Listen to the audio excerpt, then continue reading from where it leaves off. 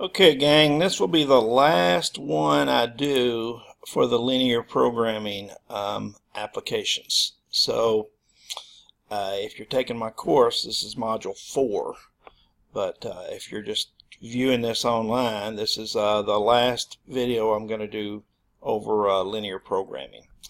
Okay, we're going to do a mixed constraint application problem. The manager of a concert estimates that 600 people will attend each classical concert, 800 people will attend each jazz concert, and 400 people attend each rock concert. In any given month, the total number of classical concerts and the number of jazz concerts may not exceed 12. So that just means the total of those two can't exceed 12. And the number of rock concerts must be no more than 8.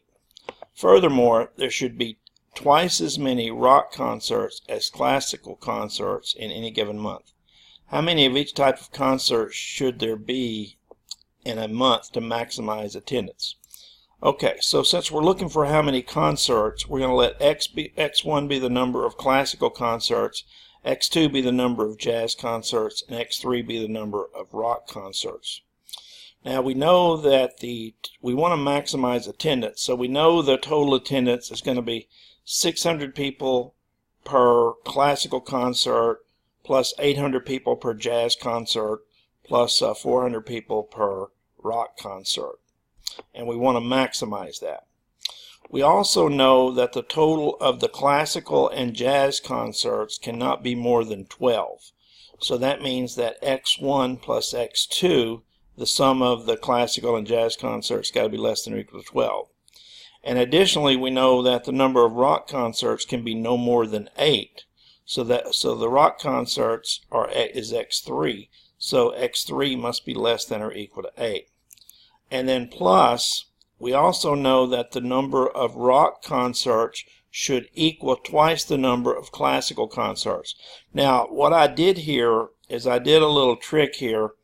See, this statement here that says there should be twice as many rock concerts as classical concerts in any given month, that's actually not written in an equation form. So what I actually did is I rewrote that sentence to fit an equation. So I just said the number of rock concerts should equal twice the number of classical concerts. So that means that x3 should equal 2 times x1. And another way to write that, if you move your 2x1 to the left, another way to write that is just minus 2x1 plus x3 equals 0. So that's how I'll write it in the objective function. In the linear programming model. So the model here, this is our objective function. I'm just going to use z for attendance. And then we have the 2 constraints that I mentioned up there, the 2 less than or equal to constraints that I mentioned. And then we have the equal to constraint that we have right here. And then, of course, you know your non-negative constraints as well. Now, there's no negatives constants here. So 12, 8, and 0, none of these are negative. So there's no reason to multiply any of these expressions by -1. So we'll go on into the modified problem. So for each of these less than or equal to constraints, I have to add a slack variable. So for the first constraint, I'll add a slack variable s1, and then for the second constraint, I'll add another slack variable s2, and that'll convert those two equations. And for the equal to constraint, you have to add the artificial variable. So I have to add an artificial variable a1. Now remember, when you add an artificial variable, you have to add minus m times that artificial variable to the objective function. Okay, so now I can write the initial tableau, and so I've got an x1 variable, x2 variable, x3 variable. I've got a s1, a s2, a a1, and a z. And so just copying the coefficients down, I'll have 1x1 plus 1x2 plus 1s1 equals 12. The second one, actually I have 0x1, 0x2, and 1x3, and then plus s2 equals 8. And then the third one would be negative 2x1 plus 1x3, and then plus a1 equals 0. And then the last equation I get from my objective function by moving all the terms to the other side. So I get minus 600, minus 800, minus 400, and then the minus m, when I move it to the other side, becomes a plus m, so the coefficient of A1 is positive m, and then the 1 for the 1z equals 0. Okay, so there's your initial simplex tableau. Now, we don't actually start the simplex method yet, because remember, the first thing we want to do when we're solving these modified problems that involve these artificial variables, we need to eliminate the m that's down here. So once we eliminate that m, then we can start the simplex method. So I'm just going to multiply row 3 by negative m and add it to row 4. So I'm going to multiply this by negative m and add it to row 4. That'll cancel the m. Now if I do that, let's see if I can fit both of these on here so you can see it. Alright, so if I take negative m times this, that'll give me a positive 2m, and add it to negative 600, I'll get 2m minus 600. And of course this times negative m times 0 is not going to change that, so that that's going to stay at negative 800. And then negative m times 1 minus 400 will be negative m minus 400. And then the zeros won't change here. And then the negative m times 1 plus m is going to give me a 0 under the A1 column. And the negative m times 0 plus 1 is 1. And of course, multiplying this by 0 and adding it to 0 is not going to change it. Okay, so that gives me my my new tableau. Now that I've got rid of the m, there was only one A1 column, so I only had to get rid of the one m in this example. So now that I've eliminated the m's, then I can figure out what my pivot column is. So look at these numbers, 2m minus 600. Okay, well that's not going to be a negative number, right? 2 times a million minus 600, that's not negative. Now negative 800 is negative, but which do you figure would be more negative? Negative 800 or minus m minus 400? So negative 800 or minus a million minus 400? Yeah, I think minus a million minus 400 is going to be more negative. So my pivot column would be this column. And now I'm going to, I can't pivot where the 0 is. Remember, this has to be a positive number. So if I divide this 1 into 8, I get 8. But if I divide 1 into 0, I get 0. Now, this might be a little confusing. This number cannot be 0, but this number can. So if you divide 1 into 0, then 0 is the smaller quotient. So I'm actually going to pivot. I'm going to pivot on this number here, the 1, because you can divide 0 by 1, and you divide 0 by 1, you get 0. So that's obviously a smaller quotient. Now, what I need to do next is I need to get rid of this 1. So I need to do minus row 3 plus row 2. So you can do that. Minus this plus this is going to give me 2. Minus 0 plus 0 is 0. Minus 1 plus 1 is going to give me 0. Minus 0 plus 0 is 0. Minus 0 plus 1 is 1.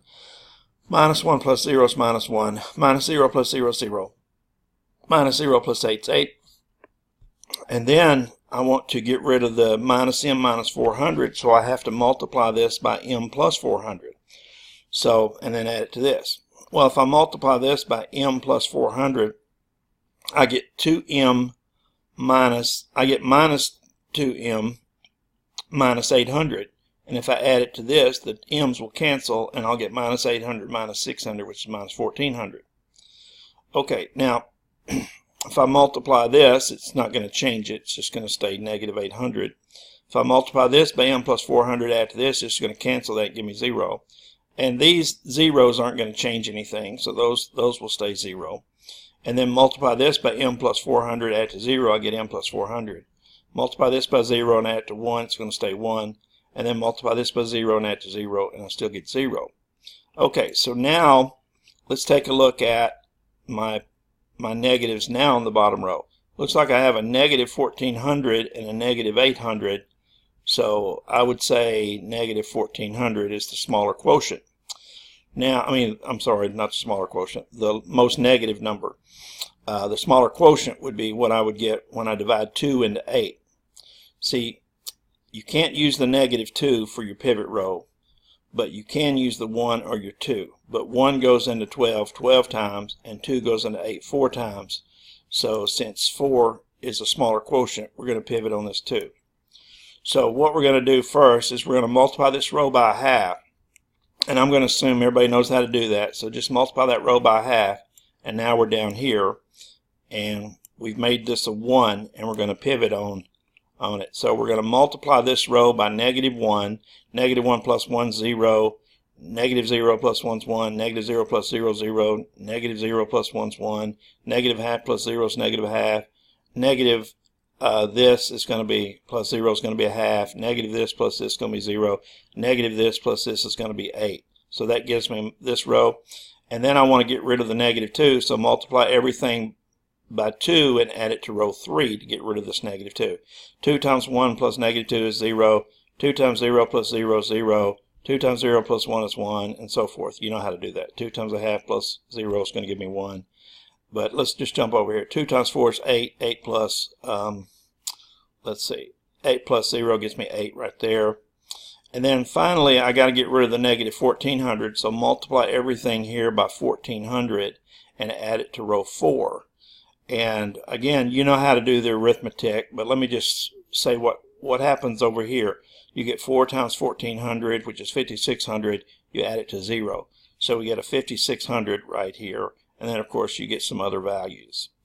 Now, if you'll notice here, the only negative number I have is -800, because obviously none of these are negative, and m minus 300 can't be negative, because that's like 1,000,000 minus 300.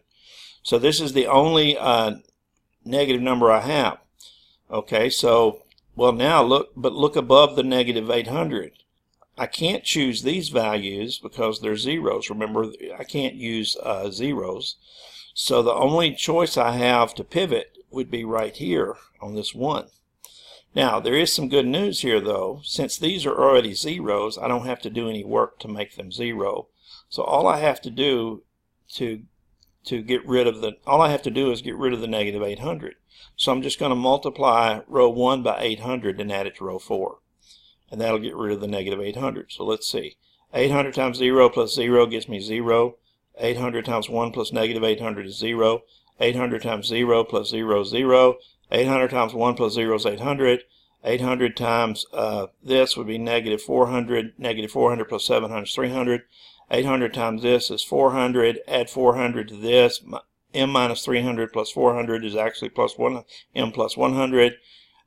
This times 800 plus 1 is 1, and then 8 times 800 is 6,400, and then if you add it to 5,600, you get actually 12,000. So now let's take a look at what we've got. Notice now I have no negatives on the bottom row, and now let's find our basic variables. Remember, look for the columns that have the 0, all the zeros with the 1 1. So those 3 columns all are basic variables, and this column is a basic variable. So now this basic variable, you can find x1 in row 2. So x1 is 4. So let's write that down. x1 is 4. So we have 4 classical. x2 is found, the 1 is in row 1. So that corresponds to the 8. So x2 is 8. So we have to do 8 jazz concerts. And then x3 is found in the 3rd row right there, and that's 8. So we have to do 8 rock concerts. And then z is 12,000. So we would get a maximum, I forget if it's revenue or profit, but we would get a maximum of $12,000. And then, of course, here, I mean, if you wanted S1, I didn't want S1 here. Let's see. Oh, well, S1's non-basic because it has a value here. So S1 would be 0, S2 would be 0, and A1 would be 0. So all of those would automatically be 0. And so there's how you solve that word problem using the Big M method from the modified problem. Okay, that, like I said, that ends this module, and the next module I'll start on is probability.